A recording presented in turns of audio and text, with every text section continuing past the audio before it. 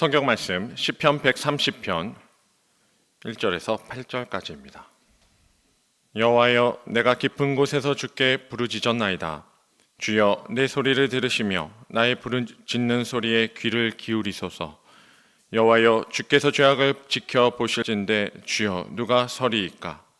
그러나 사유하심이 주께 있음은 주를 경외하게 하심이니이다. 나 곧 내 영혼은 여호와를 기다리며 나는 주의 말씀을 바라는도다. 파수꾼이 아침을 기다림보다 내 영혼이 주를 더 기다리나니 참으로 파수꾼이 아침을 기다림보다 더하도다.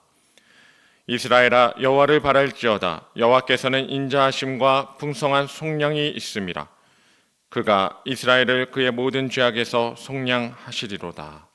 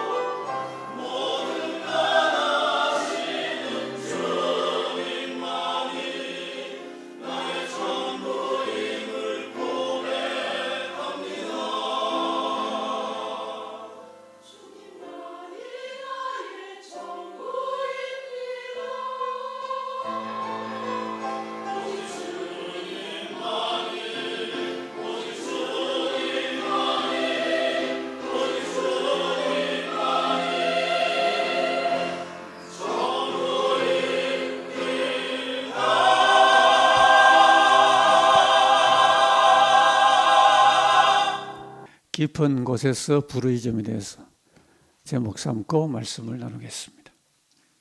해마다 이맘때가 되면은 스웨덴에서 노벨상 수상자를 발표를 하죠.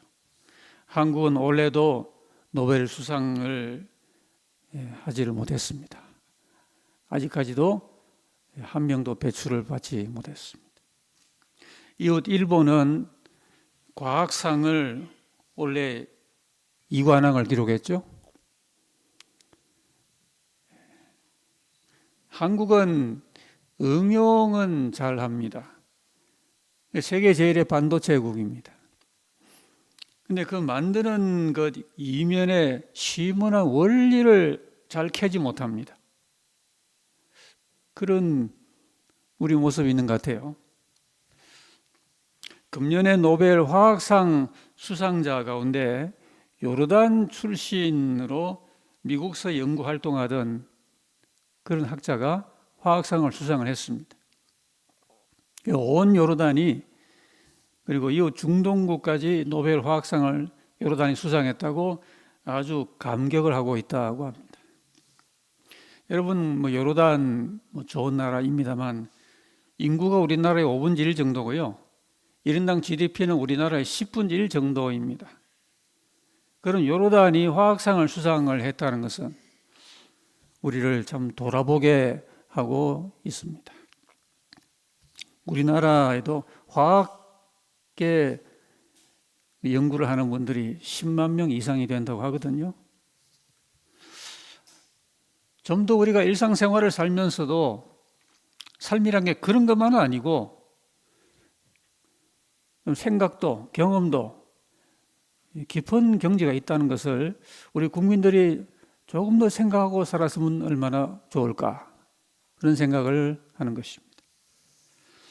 자, 인간의 모든 경험 가운데 최고의 경험은 결국 사람이 하나님을 만나는 경험입니다. 모든 현실을 뛰어넘는 최고의 극적인 역사가 사람이 살면서 하나님을 만나는 경험입니다. 사람이 하나님을 만나는 것은 일상 중에 가능한 일이지만 그러나 단순한 일상생활 중에는 그런 만남이 잘 이루어지지가 않습니다. 보통 사람들이 일상을 어떻게 살아갑니까? 평상적인 삶 가운데는 생각을 해도 깊지 못하고 무엇을 바라볼 때 보는 시각이 깊지 못하고 기대와 희망을 품어도 그것이 또한 깊지 못하기 때문입니다. 오늘 현대를 살아가는 우리 현대인들이 과연 얼마나 깊은 사고를 하고 살아가는가, 이러면 우리 자신에게 또 남에게 한번 물어볼 필요가 있겠습니다. 나는 어디서 온 존재이지? 나는 어디로 가는 존재이지? 내가 어디로 가고 있는 걸까? 나는 왜 살아가는 존재이지? 내 삶의 이유가 뭘까? 이런 생각 하루에 한 번쯤은 하겠습니까? 자, 신구약에 하나님을 만난 많은 증인들은 물론 일상을 살아가지만 특별히 삶의 깊은 순간에 하나님의 음성을 들었습니다. 그리고 하나님을 만나 배우며 깊은 충격을 받는 가운데 자아의 진정한 모습을 그때 발견을 합니다. 이미 하나님을 만났던 사람 가운데는 다시 한번 하나님을 대면하면서 신앙생활에 본 궤도에 접어든다든지 영적인 재충전을 받습니다. 그 불의 사자였던 엘리야도 아합과 이세벨 진영 그리고 바알의 거짓 선지자들과의 그 엄청난 영적 싸움 가운데 대승리를 거두고 그 후에 찾아온 고독감과 절망감 속에서 아주 곤고한 가운데 처하다가 힘겹게 천사에 의해서 이끌려간 그 호렙산 깊은 굴 속에서 하나님의 깊은 소리를 들었을 때 비로소 그 선지자가 정신을 차리고 사명의 새로운 신분을 회복을 하죠. 자, 우리 신앙인들이 추구하며 사모해야 될 기품의 은혜라는 게 있습니다. 우리가 어떤 기품의 은혜라는 것을 사모해야 될까요? 자, 첫 번째는 기품 속에 고난과 그 가운데 부르심을 경험을 해야 됩니다. 하나님께서 인간을 기품의 자리로 인도하시는 때가 있습니다. 그런데 그때는 되게 가만히 보면은 즐겁고 유쾌하고 행복하고 그런 순간보다는 고난의 자리인 경우가 많습니다. 이 기쁨이란 단어가 고난의 깊은 골짜기를 의미하는 경우가 많습니다. 평상적인 자리가 아닙니다. 쉽게 벗어나기 힘든 아주 곤란한 곳, 그런 곳을 기쁨이라고 성경은 우리에게 표현을 해줍니다. 근래 동남아 캄보디아에서 아주 우리 국민들에게 또 충격을 주는 그런 일들이 보도가 되고 있죠. 많은 우리 국민이 붙잡혀서 엄청난 육체적인 고통과 억압과 감시를 받았다는 보도를 접합니다. 그런 곳이 깊은 곳입니다. 거기 한번 어쩌다가 잘못 잡혀가면은 헤어나올 수 없잖아요. 참 그런 가운데 처한 그런 우리 국민이 있다면은 얼마나 마음에 충격이 크겠습니까? 우리 인생이 살다 보면은 그런 때가 있다는 거죠. 그런 것을 깊은 곳이라 그럽니다. 잘 빠져나오기 힘들어요. 고통스러워요. 분명히 의미가 있지만 그 의미를 감내하며 지내기에 너무도 곤란한 곳, 그런 곳을 깊은 곳이라고 성경은 말합니다. 주위에 제약이 너무 심하고 적들이 날뛰는 자리예요. 근데 오늘 본문의 1절이 이런 자리를 우리에게 시로 표현을 해줍니다. 여호와여, 내가 깊은 곳에서 주께 부르짖었나이다. 이 시인이 어떤 깊은 곳인지는 구체적인 정황은 그렇게 알 수는 없습니다. 그러나 여기서 표현한 이 깊은 곳은 이 시인도 참 견디기 힘들고 빠져나오기도 힘들고 너무 괴롭고 힘든 곤궁한 상황임은 틀림이 없습니다. 그래서 기분 좋은 그런 시절이 아니에요. 깊은 곳에서 여호와께 부르짖고 있습니다. 자, 이런 경험은 참 견디기가 너무 괴로운 고통과 고난으로 다가오죠. 이런 경험하는 걸 좋아하는 사람 없습니다. 누구나 피하고 싶어 합니다. 그러나 기억할 것은 이런 깊은 경험이 바로 우리에게 고난 가운데서 뭔가 평소에 없던 깨달음이랄까, 또 마음속에 신선한 삶의 의미, 그리고 하나님의 그 뜻 같은 것을 우리에게 깨우쳐 주는 그런 곳이기 때문에 참 귀한 경험입니다.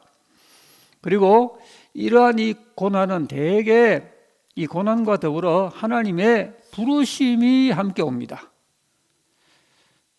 고난이 고난만으로 다가오면 뭔 의미가 있겠습니까? 실컷 고생하고 그리고 한참 시달리다가 말면은 그 자체로 끝나면은 별로 의미가 없죠.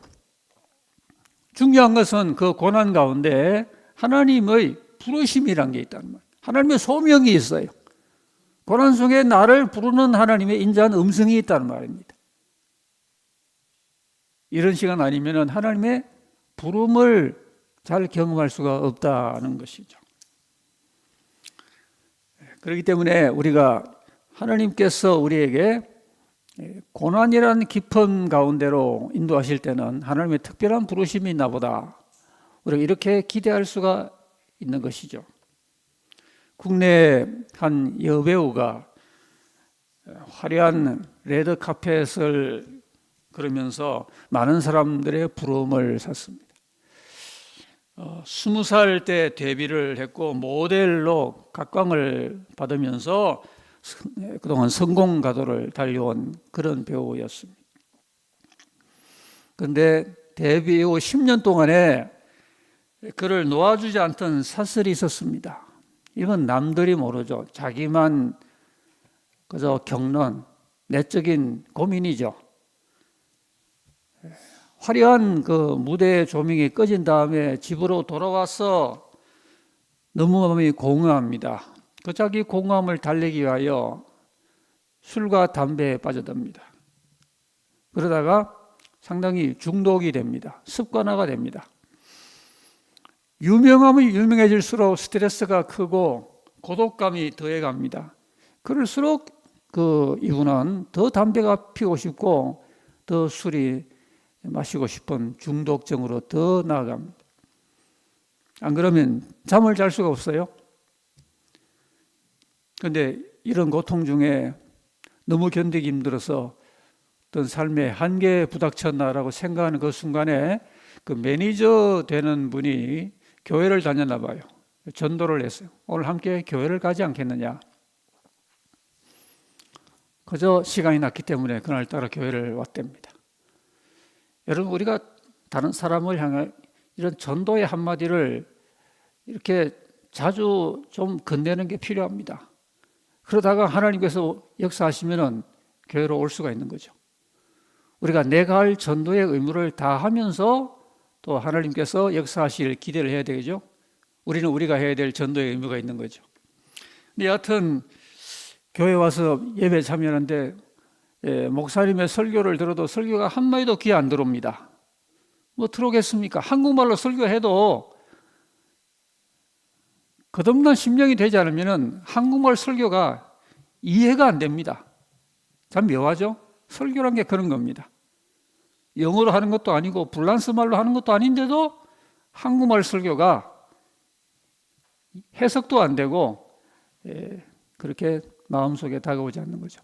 그러다가 한순간에 목사님이 진정한 자유에 대하여 설교를 펼쳐나가면서 하나님이 주시는 참 자유가 있다라는 말을 선포를 했습니다. 그 말할 때 성령께서 그녀의 귀를 활짝 열어주었습니다. 예수님 안에는 자유가 있다. 예수님이 참 자유를 주셔야 사람이 자유해진다. 안 그러면 종된 인생으로 산다. 그 말을 들을 때 귀가 열렸어요. 갑자기 이해할 수 없는 눈물이 눈에서 막 쏟아집니다. 왜 내가 울지? 자기도 모릅니다. 눈물의 이유도 없어요. 그럴 때는 영에서 흐느끼는 겁니다. 사람이 그냥 감정으로 흐느끼는 게 있고 어디 부닥쳐서 아파서 육체의 고통으로 울 수도 있고 그렇지만 이유도 모르게 가장 깊은 데서 나오는 눈물이 이 영에서 흘러나오는 이런 눈물이죠. 하나님 계신다면 저 좀 살려주세요. 예배 시간에 조용한 소리로 생전처럼 그렇게 부르짖었답니다. 집으로 돌아옵니다. 차 안에서 계속 쏟아지는 눈물을 금할 수가 없었다고 합니다. 성령의 역사가 임했던 것입니다. 마침내 술과 담배가 끊겨져 나갔습니다. 이런 체험은 그 여배우에게 처음이었어요. 성경은 이런 체험을 하나님 만나는 체험이라 그러고 이 체험이 그녀의 깊은 고난과 비애와 비통함 가운데서 고난 속에서 주어졌던 겁니다. 그리고 그 고난과 더불어 임했던 게 하나님의 부르심이었어요. 하나님이 손짓하시면서 그녀를 부르신 겁니다. 이 기쁨의 경험을 한 이후에 해방을 체험합니다. 전에와 달라진 자유함을 느낍니다. 지금은 간증자로 다니면서 복음을 전하고 있다 그럽니다. 한 사람에게 이런 해방과 자유가 얼마나 귀합니까, 여러분? 근데 이것이 평상적인 삶 가운데 주어진 게 아니라 더 이상 내려갈 수 없는 깊은 골짜기까지 내려간 거기서 하나님을 만나고 하나님의 부르심을 듣게 되었다 하는 것입니다. 우리가 이런 은혜를 사모해야 됩니다. 그저 기분 좋고 유쾌한 나날만이 계속이 되게 해주세요. 그런 기도보다요, 내가 조금 쇼크를 받아도 평상시와 다른 이색적인 경험이라 하더라도 하나님이 뭔가 내 마음속에 내 삶의 의미를 부각할 수 있는 그런 깨달음이 있는 하나님의 음성이 들리는 그런 깊은 경험을 나에게도 허락해 주세요. 이런 기도가 우리에게 필요합니다. 왜냐하면 그때에 하나님을 제대로 만나고 하나님의 부르심을 제대로 듣게 되기 때문입니다. 베드로도 어부였지 않습니까? 언제 주님 만났습니까?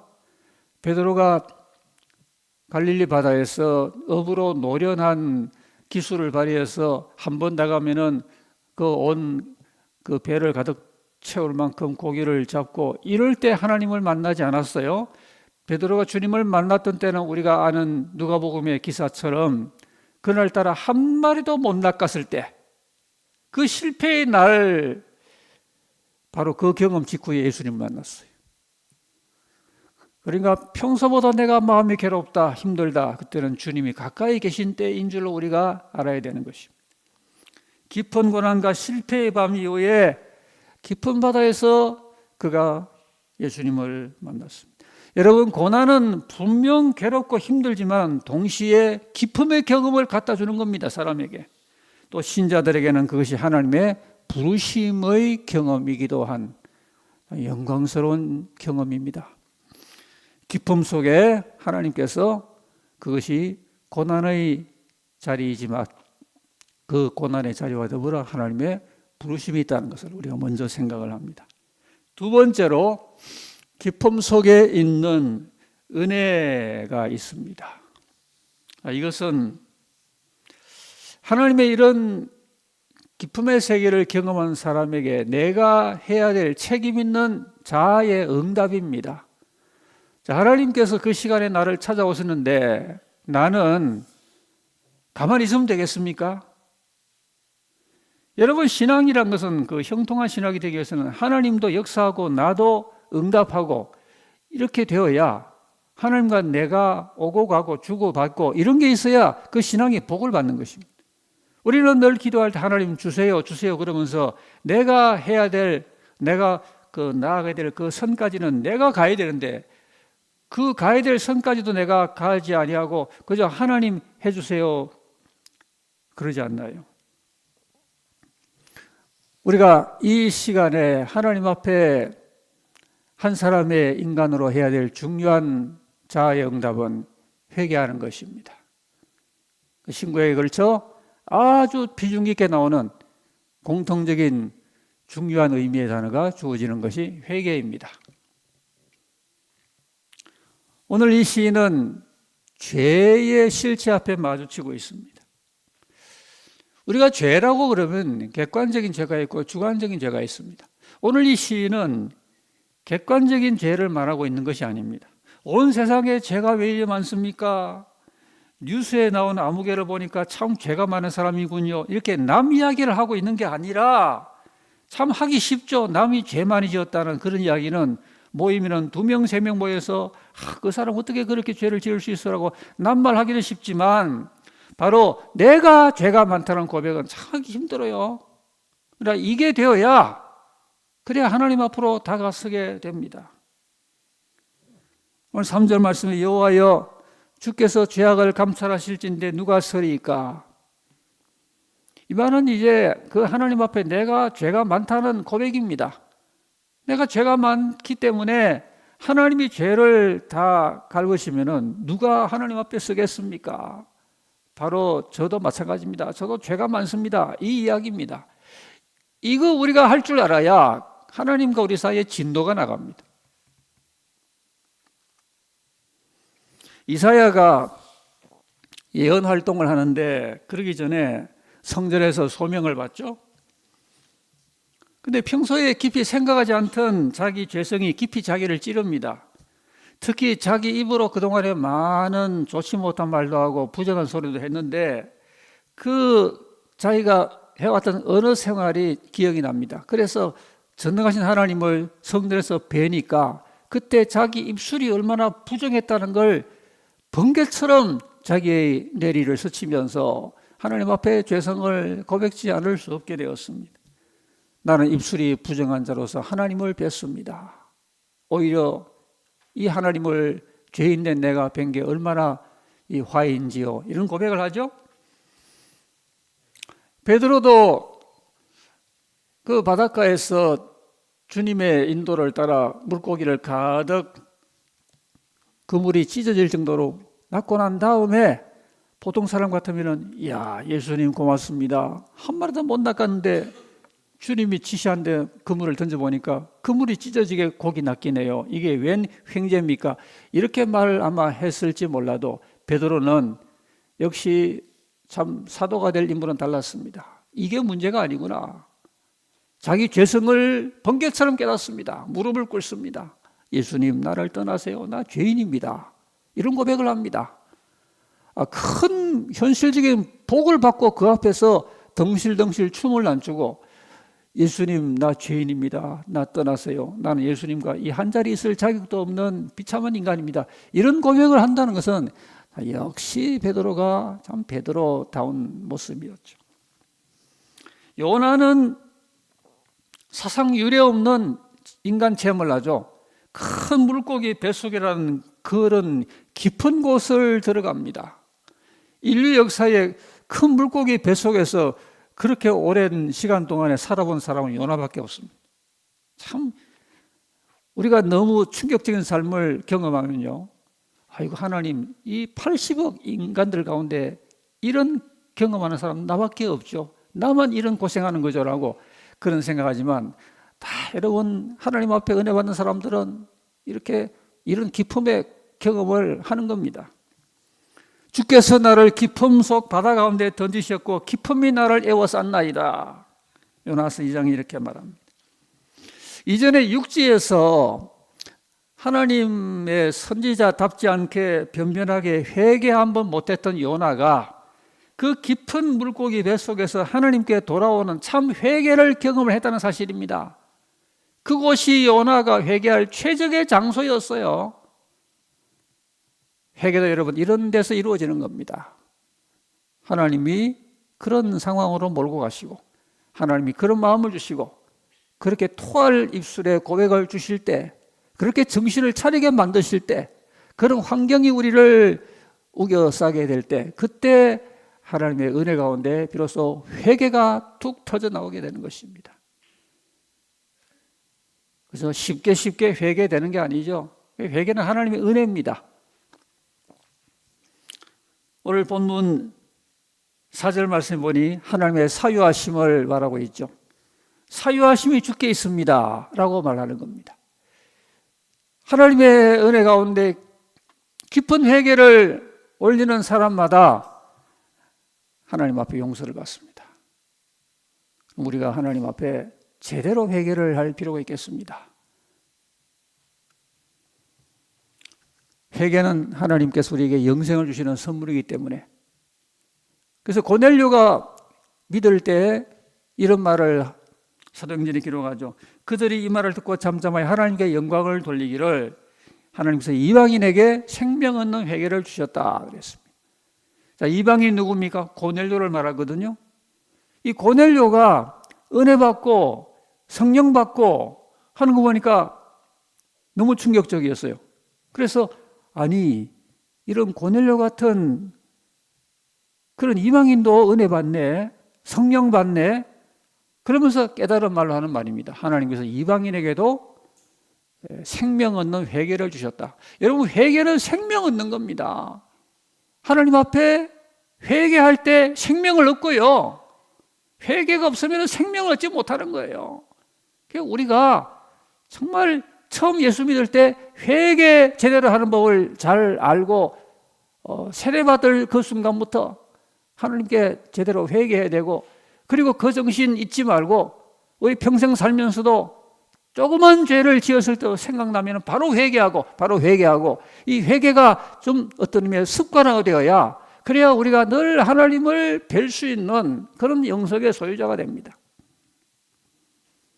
고넬료가 뭔 죄를 지었어요? 우리가 사도행전을 읽으면은 고넬료는 경건해서 온 집으로 더불어 하나님을 그렇게 경외하고 불쌍한 사람 구제하고 하나님께 항상 기도했다 이렇게 되어 있어요.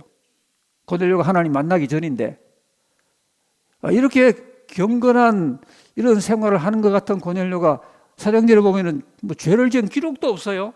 근데 그런 이방인이 회개했다, 하나님이 회개의 선물을 주셨다라고 감탄하는 겁니다. 여러분, 회개란 게 이런 겁니다. 겉으로 볼 때 내가 종교적으로 사는 것 같고 아주 때로는 고넬료처럼 경건하게 산다라고 다른 사람에게 칭송까지 받을 수가 있어요. 그러나 고넬료는 회심하지 못했고 하나님을 만나지 못했어요.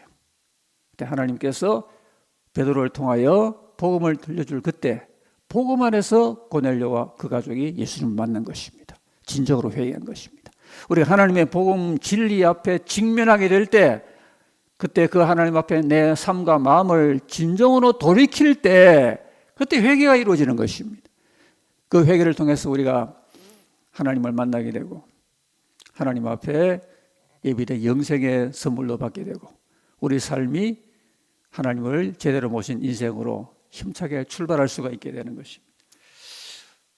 사도 바울은 사울 시절에 교회를 앞장서 핍박을 했습니다. 그러면서 자기가 하나님을 제일 잘 경외하는 사람이라고 그렇게 치명적인 착각을 했어요. 그러다가 다메섹 도상에서 빛을 받고 쓰러지면서 그는 참 회개를 경험을 했죠. 여러분, 예수님의 복음 진리 안에서 우리가 온 마음을 다해 돌이키는 이 기품 속의 회개가 우리 교회 성도들에게는 다 경험이 되고 공유가 되어야 되겠습니다.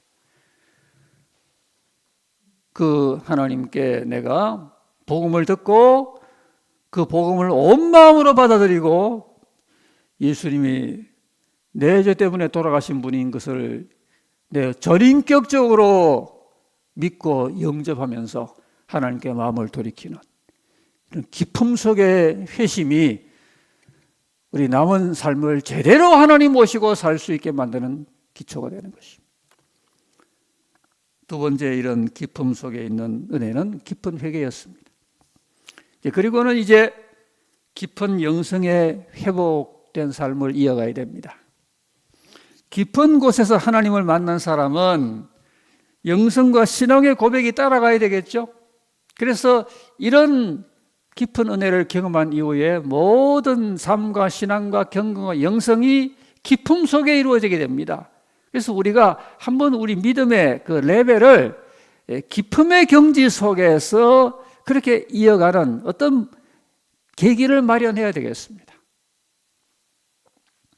먼저는 깊은 데서 올려지는 기도입니다. 오늘 2절 말씀에 시인은 그 깊은 곳에서 주께 부르짖었다 그랬습니다. 그러니까 자기가 하나님께 부르짖음으로 그 소리를 하나님이 들으시고 하나님이 귀를 기울이시기를 바란다 그랬죠. 그러니까 하나님께 기도한다는 소리 아니겠습니까? 그래서 내가 기도할 때 하나님이 내 기도에 귀를 기울여 주옵소서. 요나서는 요나 2장에서 깊은 기도를 들려주고 있습니다. 요나가 물고기 뱃속에 그 하나님 여호와께 기도하여 이르되, 왜 요나가 육지에서 이런 기도를 못 해봤을까요? 요나가 참 호텔도 아니고 물고기 뱃속이라는 그 꿈틀꿈틀하는 막 물고기의 소화액도 나오는 그런 곳에서 기도를 한 거예요. 육지에서 기도를 잘 못하니까 하나님이 제대로 한번 기도를 여기서 해보라라고 그런 물고기 뱃속이라는 호텔로 인도하신 거예요. 여러분, 깊은 기도가 필요합니다. 우리 교회 교인들은 깊은 기도하게 되시기를 바랍니다. 하나님의 눈을 예민하고 도망만 다니던 이 요나가 비로소 깊은 기도를 드리게 되었습니다. 형식적인 기도가 아니었습니다. 여러분, 이사야가 히스기야에게 어느 날 하나님 말씀을 대언을 합니다. 그리고는 당신의 몸에 병이 났습니다라고 발병을 알려줍니다. 이 말을 듣고 히스기야는 당황하는 대신에 염려하거나 마음을 요동하지 아니하고 사생결단의 깊은 기도를 드립니다. 아마 히스기야가 이런 기도를 해본 적이 없었을 거예요. 이사야를 통하여 당신은 이제 죽을 병이 걸렸다라는 이 말을 그때는 건강검진 이런 것도 없었으니까 누가 알겠습니까? 하나님의 성령으로 알게 된 이사야가 히스기야에게 그 병 걸린 거 알려줬다는 이야기예요. 이사야서에 의하면 히스기야가 얼굴을 벽으로 향하고 여호와께 기도하여 심히 통곡하니 그랬습니다. 이런 기도, 이런 통곡은 히스기야가 해본 적이 없어요. 자기 건강에 충격이 온 이후에 비로소 기쁨이라고 하는 하나님께 제대로 기도하는 이런 체험 가운데 도달하게 된 것입니다. 이 기도는 우리가 아는 대로 그의 생명을 15년 연장하게 하였고 아수르의 침략마저 물리치는 통쾌한 국가적인 승리도 가져오게 만들었습니다. 우리가 이런 깊은 기도해야 되겠습니다. 또 한 가지는 말씀 묵상입니다. 깊은 영성을 추구하는 신앙인이 매일 훈련해야 될 중요한 항목은 말씀 묵상입니다. 오늘 5절 말씀에 내 영혼이 여호와를 기다리며 나는 주의 말씀을 바라는도다 그랬습니다. 여러분, 성경 말씀이 신문 읽듯이 대충 한번 봐도 이해된다면 누가 신앙생활을 못하겠습니까? 왜 많은 신앙인들이 성경을 봐도 은혜가 잘 안 되는 이런 경우가 많을까요? 깊은 묵상이 훈련이 덜 돼 그런 것입니다. 하나님 말씀을 한 페이지 열 때 우리는 깊은 생각을 통하여 깊은 사색과 깊은 묵상을 통하여 그 속에 감춰진 하나님의 뜻과 진리를 캐내려는 그런 사모하는 마음이 우리에게 필요한 것입니다. 시편 기자는 주의 말씀을 묵상하려고 내 눈이 야경이 깊기 전에 깨었나이다.